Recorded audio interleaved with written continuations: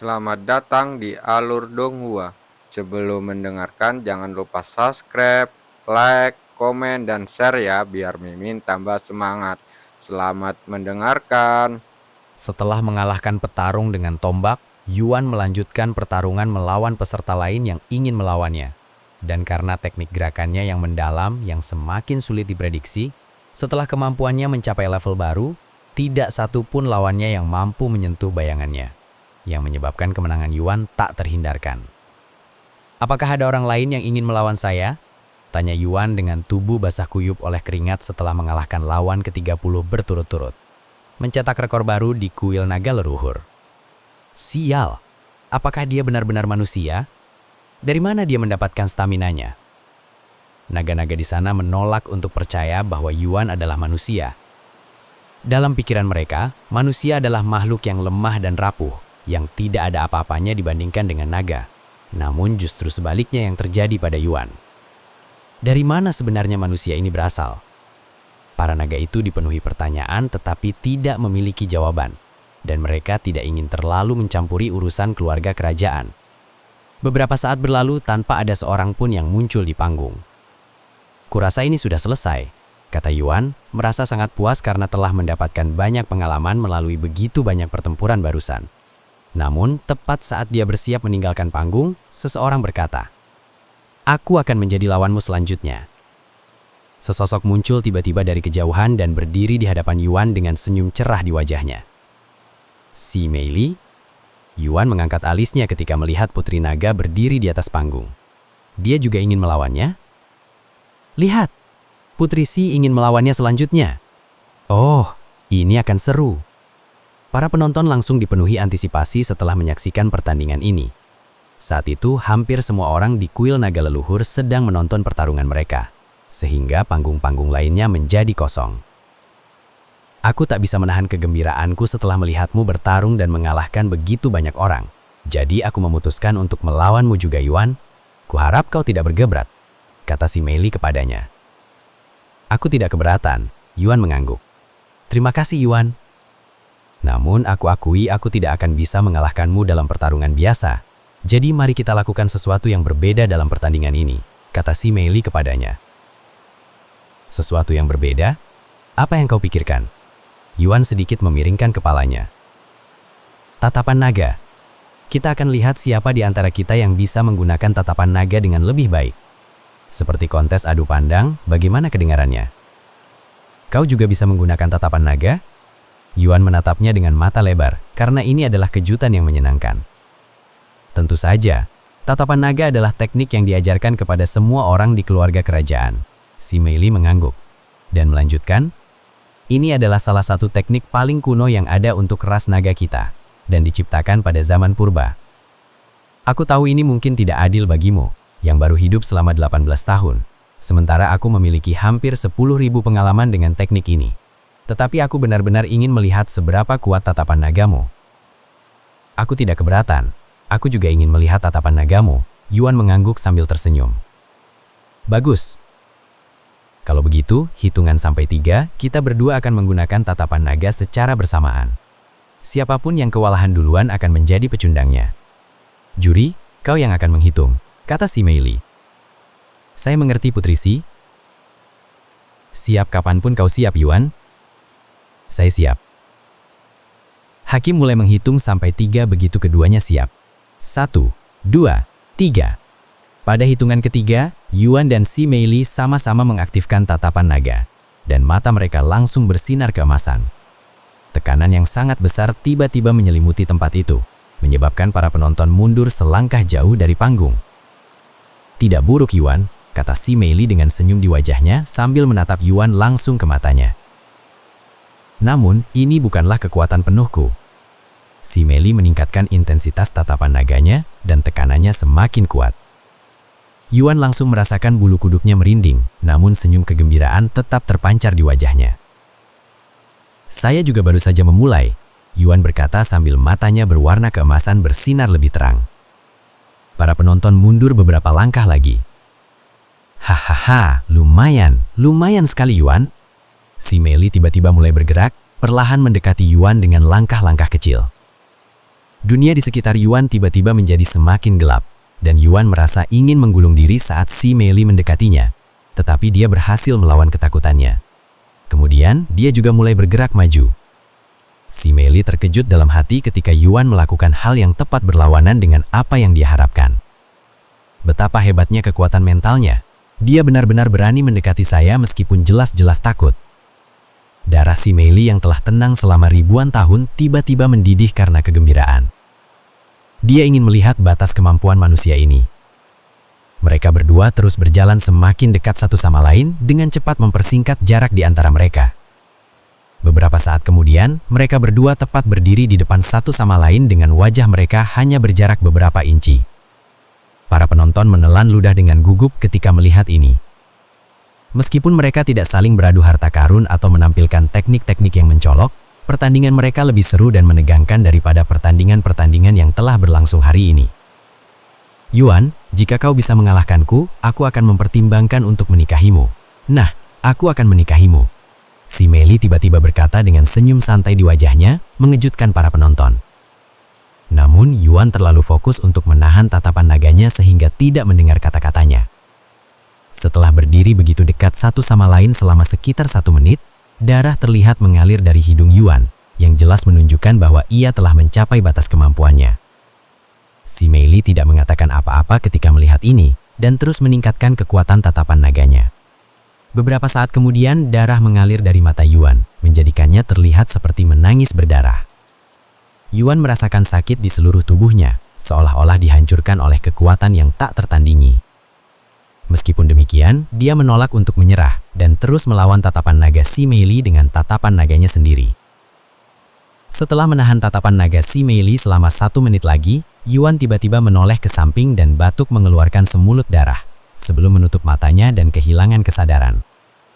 Ketika melihat budu Yuan mulai terjatuh, si Meili dengan cepat menggunakan lengannya yang ramping untuk menangkap tubuhnya, lalu memeluknya agar tidak jatuh lagi.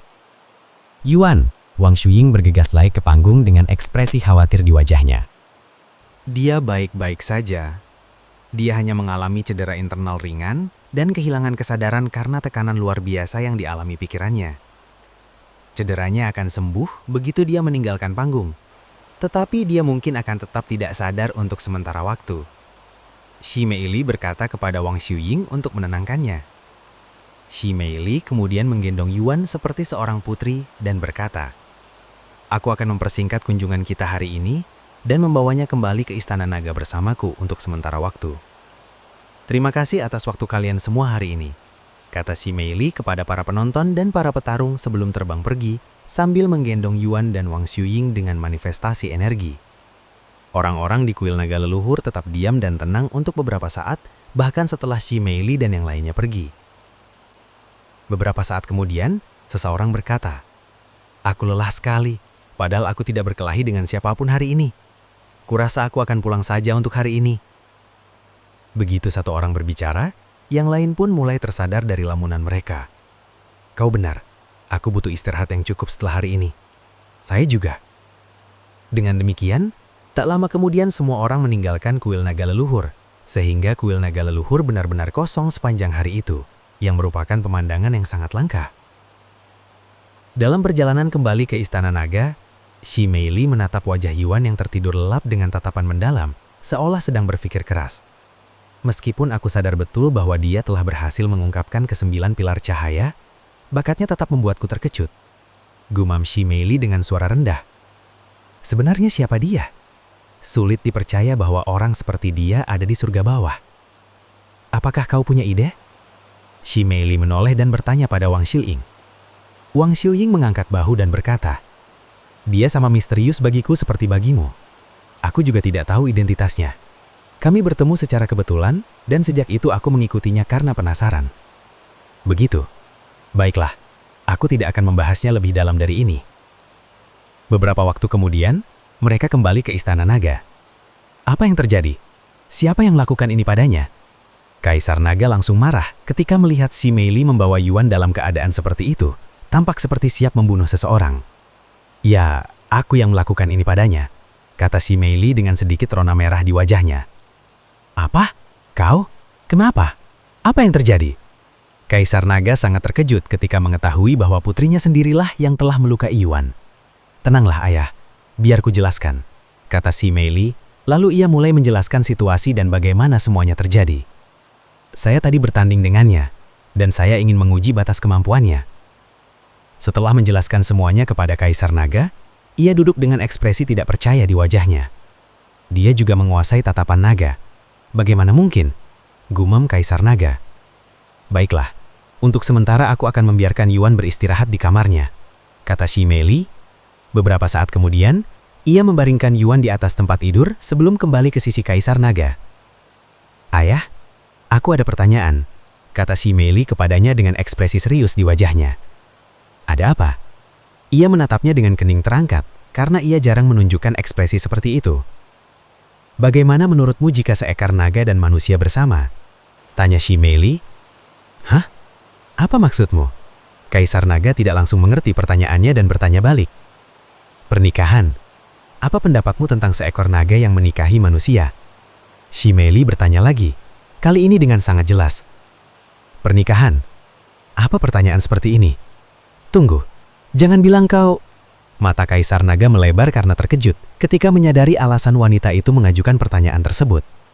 "Jangan bilang kau tertarik dengannya," tanyanya untuk meminta pengakuan. Si Meili mengangguk dan berkata, "Saya sedang mempertimbangkannya." "Apa yang membuatmu memilih dia?" tanya Kaisar Naga padanya dengan kerutan dalam di wajahnya, namun ia tidak langsung menolaknya. "Apakah karena bakatnya, kekuatannya, atau hanya karena dia seorang manusia?" "Sedikit dari semuanya," jawabnya dengan senyum tebal. "Dari segi bakat, dia di atas semua orang di dunia ini. Meskipun pengalamannya agak kurang, dia jelas seorang pembelajar yang cepat. Aura unik di sekitarnya, karismanya cukup menarik. Oh, dia juga sangat tampan," kata si Meili. "Kau benar-benar serius tentang ini ya?" kata Kaisar Naga dengan ekspresi berpikir di wajahnya. Si Meili mengangguk. "Aku telah menjalani perjodohan yang tak terhitung. Bertemu dengan banyak pria selama beberapa ribu tahun yang lalu, namun sayangnya tak ada satupun di antara mereka yang bisa membuat darahku mendidih seperti Yuan hari ini di atas panggung. Aku mengerti bahwa dia tampak seperti rekan yang baik, tapi kalian baru saja bertemu dengannya belum lama ini. Kalian hampir saja tidak saling mengenal, apalagi berteman," kata Kaisar Naga. "Lalu apa bedanya dengan orang-orang yang sudah kau atur untukku? Aku bahkan tidak mengenal mereka sama sekali," bantah Shi Meili. Kaisar Naga terdiam setelah mendengar kata-katanya. Memang, logikanya keliru. Setelah berpikir sebentar, ia berkata, "Kau benar. Tetapi dia bukan dari dunia kita, dan dia tidak akan tinggal di sini selamanya. Begitu kita menemukan cara untuk membantunya kembali ke tempat asalnya, itu akan menjadi akhir dari hubunganmu dan dia." Kini giliran si Meili yang terdiam, karena ayahnya benar dalam hal ini. Yuan tidak akan selamanya berada di sini, yang akan membuat hubungan mereka rumit, bahkan mungkin tidak mungkin. "Baiklah, jika dia tidak bisa tinggal di sini, bagaimana kalau saya saja yang mengikutinya keluar?" Shi Meili tiba-tiba menyarankan. "Ala pula, aku selalu tertarik dengan dunia luar." "Kau ingin keluar? Kau gila? Manusia akan memburumu untuk mengambil darahmu. Itu terlalu berbahaya." Kaisar Naga langsung menolak. "Itu hanya ajaran-ajaran leluhur kita, tetapi mereka juga belum pernah ke dunia luar sebelumnya. Jika ada manusia seperti Yuan dan Wang Xueying di luar sana, aku rasa tidak akan seburuk itu." Setelah hening sejenak, Kaisar Naga berkata, "Sayangnya itu tidak mungkin, bukan karena aku tidak ingin membiarkanmu keluar bersamanya. Tingkat kultivasimu terlalu tinggi untuk mengikutinya kembali ke surga bawah, di mana Grandmaster Spirit adalah batasnya. Kau sama saja meminta dihukum oleh surga karena melakukan hal itu." "Oh, benar. Dia berasal dari surga bawah." Si Meili menghela nafas, benar-benar melupakan hal itu sebentar. Sementara itu, di dalam kamar Yuan, Wang Xueying memeriksa denyut nadinya untuk memastikan dia baik-baik saja. Melihatnya tidur seperti ini, dia benar-benar mengingatkanku pada Yutian, kata Wang Xueying sambil menatap wajah Yuan yang sedang tidur dengan tatapan agak linglung. Semakin lama dia memandang Yuan, semakin dia merasa seperti pernah melihatnya sebelumnya. Yuan tiba-tiba membuka matanya perlahan. "Di mana aku?" gumamnya dengan suara linglung. "Oh, kau sudah bangun Yuan. Kami di Istana Naga, di kamarmu." Si Meili membawa kami kembali setelah kau pingsan selama pertandingan. Wang Xiuying menjelaskan kepadanya apa yang telah terjadi. Begitu, jadi aku kalah dalam pertandingan ya? Senyum getir di wajah Yuan saat menyadari situasinya. Ini pertama kalinya aku kalah dalam pertarungan, desahnya dengan suara agak getir. Kekalahan itu terasa jauh lebih buruk dari yang dia duga, terutama karena ini adalah kekalahan pertamanya. Aku rasa itu bukanlah pertarungan, dan lawanmu memiliki pengalaman 10.000 tahun lebih banyak darimu. Sudah jelas kau tidak akan mampu mengalahkannya, sehebat apapun bakatmu, kata Wang Xiuying mencoba menghiburnya. Kurasa kau benar, Yuan mengangguk. Tunggu di sini, aku akan pergi ke si Meili untuk memberitahunya bahwa kau sudah bangun, kata Wang Xiuying sebelum meninggalkan ruangan selama beberapa menit. Si Meili, dia sangat kuat, lebih kuat dari siapapun yang pernah kulawan sebelumnya. Gumam Yuan sambil menatap langit-langit dengan ekspresi linglung di wajahnya. Beberapa waktu kemudian, Wang Xiuying kembali bersama si Meili dan Kaisar Naga. Kau baik-baik saja, Yuan? Apakah ada yang terluka? Tanya si Meili padanya. Saya baik-baik saja, katanya. Pokoknya kau benar-benar mengejutkanku, Yuan. Kau baru berusia 18 tahun, namun pemahamanmu tentang tatapan naga sudah sekuat milikku. Si Meili langsung memujinya setelah itu. Senyum getir muncul di wajah Yuan. Sekuat itu tidak benar. Aku benar-benar dikalahkan oleh tatapan nagamu. Yuan, jika kau tidak keberatan, aku bertanya, di mana kau mempelajari tatapan naga? Dan sudah berapa lama sejak kau mempelajarinya? Tatapan naga adalah teknik rahasia yang hanya tersedia untuk keluarga kerajaan. Kaisar Naga tiba-tiba bertanya kepada Yuan. Oh, saya mempelajarinya dari Sang Agung, dan mungkin sekitar sebulan yang lalu saya mempelajarinya, katanya. Yang Agung? Seru Kaisar Naga. 1 bulan? Si Meili terkejut karena alasan yang berbeda. Sungguh tak disangka Yuan bisa memahami tatapan naga hingga tingkat seperti itu hanya dalam sebulan. Sementara dia membutuhkan ribuan tahun untuk mencapai levelnya saat ini. Perbedaan ini terlalu besar. Bisakah kau ceritakan lebih banyak tentang itu? Bagaimana kau mempelajarinya dari Yang Agung? Kaisar Naga terus bertanya. Yuan mengangguk dan menjelaskan kepadanya bagaimana dia mempelajarinya dari tablet pemahaman, tempat dia bertemu dengan ilusi Yang Agung. Aku mengerti, tapi aku tidak percaya. Yang Agung mengajarkan teknik rahasia kepada orang sembarangan. Apa yang sebenarnya dia pikirkan? Kaisar Naga merasakan sakit kepala akan datang. Akan menjadi bencana jika teknik rahasia mereka terungkap kepada publik. Tetapi untungnya bagi mereka, menurut Yuan, hanya 2 orang yang telah mempelajari tatapan naga, dan dia adalah salah satunya. Apakah benar-benar seburuk itu jika orang luar mempelajari teknik itu? Yuan tak kuasa menahan diri untuk bertanya kepada mereka. Kaisar Naga mengangguk dan berkata, sejak zaman kuno, hanya keluarga kerajaan yang dapat menggunakan tatapan naga, dan sudah ditetapkan bahwa siapapun yang mempelajari tatapan naga adalah bangsawan di ras naga. Jika seseorang yang bukan bagian dari keluarga kerajaan mempelajari teknik ini, itu akan menciptakan kebingungan dan kekacauan besar di antara naga. Ada banyak keluarga kerajaan di luar sana, dan kami hanyalah salah satunya. Meskipun kami tidak terlalu peduli jika orang luar mempelajari teknik ini karena kami berada di dunia yang terisolasi, keluarga kerajaan lain di surga atas mungkin tidak akan bereaksi dengan baik terhadap orang luar yang mempelajari teknik mereka, sesuatu yang sangat mereka banggakan. Si Meili menambahkan, mereka menganggap teknik itu sakral seperti garis keturunan mereka, karena keduanya diberikan kepada mereka oleh leluhur naga. Dengan kata lain, kau tidak boleh menggunakan tatapan nagamu sembarangan, terutama di depan naga-naga lain. Begitu, aku tidak tahu tentang ini karena Yang Agung tidak pernah memberitahuku tentang hal ini ketika aku mempelajari teknik, kata Yuan. Tapi bagaimanapun, tidak ada yang bisa kita lakukan sekarang karena kau sudah mempelajari teknik. Pastikan kau tidak berada di dekat naga saat menggunakan teknik itu ya. Karena pasti akan menimbulkan salah pahaman jika keluarga kerajaan lain mengetahui bahwa orang luar telah mempelajari teknik sakral mereka. Kaisar Naga berkata kepadanya beberapa saat kemudian. Aku mengerti, aku akan berhati-hati. Yuan mengangguk.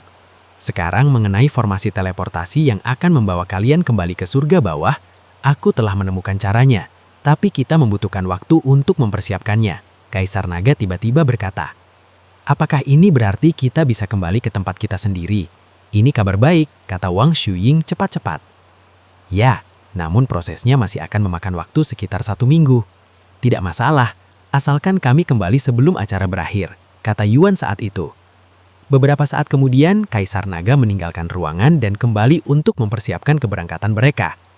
Apa yang ingin kalian lakukan sekarang? Tanya si Mei Li kepada mereka setelah itu. Apakah Anda masih ingin berkeliling kota, atau Anda ingin melakukan hal yang lain? Saya masih ingin melihat-lihat, kata Yuan. Baiklah, tapi kau hanya punya waktu 1 minggu, jadi kita tidak akan bisa melihat banyak hal. Mungkin nanti kau akan kembali untuk waktu yang lebih lama. Saat itu, aku akan mengajakmu berkeliling seluruh kota naga kuno, kata si Mei Li kepadanya. Bahkan jika aku ingin kembali, bagaimana aku bisa melakukannya? Tanya Yuan. Aku tidak tahu, tapi jika kau sudah pernah datang ke sini sekali, kau pasti akan datang lagi untuk kedua kalinya. Aku percaya pada takdir dan jika kau ditakdirkan untuk kembali, kau pasti akan kembali. Jika itu terjadi, senyum misterius muncul di wajahnya. Yuan mengangguk. Baik, istirahatlah lebih lama. Kita akan melanjutkan tur kota besok pagi. Si Mei Li juga meninggalkan ruangan tak lama kemudian, menemui ayahnya di formasi teleportasi di luar kota naga kuno. Aku sudah memutuskan, ayah, kata si Mei Li kepadanya. Tentang apa? Dia mengangkat alisnya. Aku tidak akan menikahi Yuan sekarang. Namun jika dia berhasil kembali ke dunia ini untuk kedua kalinya, aku akan menikahinya, kata si Mei Li. Keputusan macam apa itu? Kau akan menikah dengannya jika dia kembali untuk kedua kalinya? Apa kau benar-benar berpikir dia akan bisa kembali ke sini untuk kedua kalinya? Jika dia memang ditakdirkan untuk datang ke sini sebelumnya, dia sudah memenuhi takdirnya di dunia ini, yang berarti dia tidak lagi punya alasan untuk kembali ke sini, kata Kaisar Naga. Jika takdir mengizinkan, dia pasti akan kembali. Aku juga punya firasat bahwa ini bukan kali terakhir aku bertemu dengannya, kata si Mei Li dengan senyum percaya diri di wajah cantiknya. Sekalipun dia ditakdirkan untuk kembali di masa depan, siapa yang tahu kapan itu akan terjadi? Bisa saja 10 tahun dari sekarang. Bahkan bisa saja 10.000 tahun dari sekarang. Kita tidak akan pernah tahu, kata Kaisar Naga. Lalu kenapa? Kita bisa hidup hingga puluhan ribu tahun dengan mudah karena garis keturunan kita. Kaisar Naga menggelengkan kepalanya dengan sikap kalah. Lakukan sesukamu. Bagaimanapun kau mungkin akan melupakannya dalam beberapa ratus tahun lagi. Kaisar Naga mengangkat bahu. Ayah, apakah ayah mau bertaruh denganku soal itu? Si Mei Li tiba-tiba bertanya kepadanya. Taruhan? Menarik. Ceritakan lebih lanjut, katanya. 1000 tahun. Jika dia tidak kembali dalam 1000 tahun, aku akan menikahi orang lain dengan syaratmu, kata si Mei Li. Kau serius tentang ini? Kaisar Naga menatapnya dengan mata terbelalak. Apakah menurutmu aku sedang bercanda, ayah? Si Mei Li menjawab dengan ekspresi serius di wajahnya. Dan jika dia kembali sebelum batas waktu 1000 tahun, aku harus mengizinkanmu menikah dengannya tanpa keberatan, bukan? Kaisar Naga kemudian berbicara. Si Mei Li mengangguk. Benar. Baiklah, aku terima taruhanmu. Hitungan mundur akan dimulai begitu dia meninggalkan dunia ini. Apakah itu tidak apa-apa? Tanya si Mei Li. Aku tidak keberatan. Bagus, kalau begitu sudah diputuskan.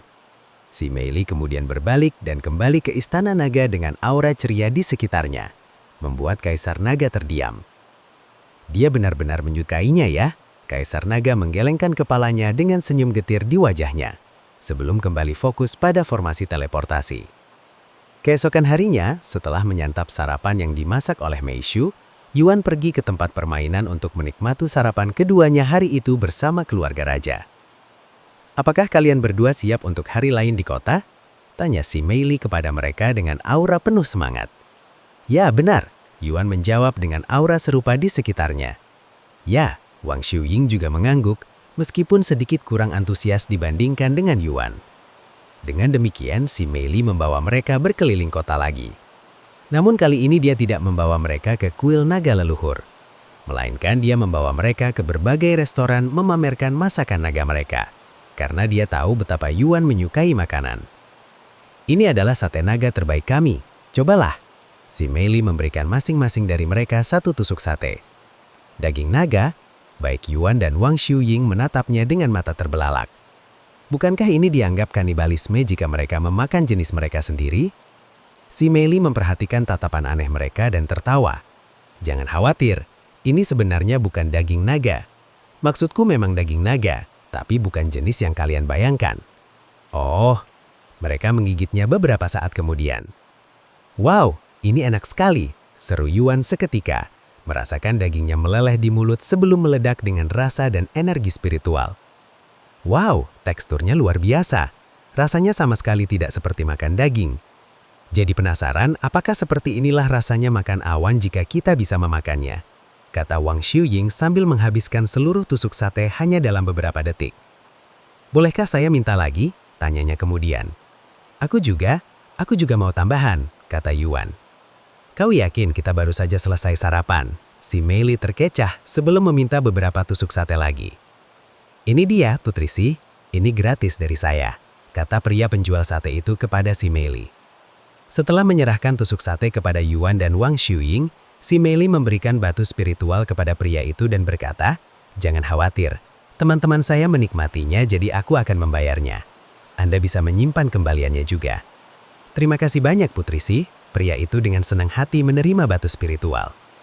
Setelah memakan sate itu dalam beberapa menit, Wang Xiuying berkata, "Batu cantik yang baru saja kau berikan kepada pria itu sebagai pembayaran, itu disebut batu spiritual kan? Aku pernah melihatnya tapi aku tidak pernah mengerti. Dari mana orang mendapatkannya? Atau apakah itu seperti harta karun, sesuatu yang ditemukan secara alami di alam liar? Kau tidak tahu dari mana batu spiritual berasal? Hehe, kalau begitu aku tahu persis kemana aku harus membawamu besok," kata si Meili dengan senyum di wajah manisnya. "Mengenai pertanyaan Anda, aku akan menunggu hingga besok untuk menjawabnya. Untuk sekarang mari kita hanya melanjutkan apa yang sedang kita lakukan." Wang Xiuying mengangguk, tetapi rasa ingin tahunya semakin memuncak.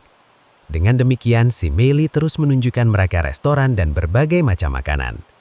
Pada akhir hari mereka sudah makan begitu banyak, sehingga makan malam tidak diperlukan. Di dunia nyata, Yuan bertanya kepada Meishu, apa yang sedang dilakukan peserta lain sekarang? Seperti biasa, mereka berusaha mencapai pagoda mistik sambil meningkatkan kultivasi mereka. Beberapa orang telah sampai di tempat itu, tetapi belum ada yang berhasil membukanya, kata Meishu. Dan dia melanjutkan, faktanya, para peserta yang telah tiba di tempat itu tampaknya telah berhenti berkelahi dan mencoba membuka pagoda mistik bersama-sama. Jadi, mereka bekerja sama untuk membuka pagoda mistik. Meskipun aku berhasil membukanya, aku masih tidak mengerti bagaimana. Yuan tiba-tiba berhenti berbicara saat menyadari sesuatu. Tunggu sebentar. Para iblis mengatakan bahwa penguasa Empyrean dulunya milik Sang Tuan, yang merupakan penguasa alam mistik dan pagoda mistik. Mungkin itu kunci untuk membuka pagoda mistik. Itu memang masuk akal, kata Meishu. Ngomong-ngomong, aku harus segera kembali ke alam mistik. Kaisar Naga telah menemukan cara agar kita bisa kembali, tetapi itu akan memakan waktu setidaknya seminggu. Keesokan paginya, setelah sarapan, Meishu berkata, Dr. Wang telah mengirimkan menunya. Saya akan berbelanja sebentar lagi. Oh, apa saja yang ada di menu? Tanya Yuan kemudian. Dr. Wang menyuruhku merahasiakannya darimu, katanya. Yuan tersenyum dan berkata, aku tak sabar. Beberapa saat kemudian, Yuan memasuki permainan sementara Meishu berdandan santai sebelum keluar. Untungnya bagi Meishu, ada supermarket besar hanya beberapa blok dari apartemen mereka, sehingga berbelanja menjadi mudah dan nyaman. 1 jam kemudian, dia kembali ke apartemen. Sementara itu, di dalam permainan, Yuan dan Wang Xiuying mengikuti si Meili. Jadi, untuk menjawab pertanyaan kalian kemarin, ada beberapa cara batu spiritual dibuat, kata si Meili, sambil mengantar mereka ke daerah terpencil ini. Pertama, batu spiritual dapat tercipta secara alami seperti mineral dan permata. Si Meili menunjuk ke gua di depan mereka dan melanjutkan. Itu adalah gua batu roh. Tempat batu roh dapat ditambang.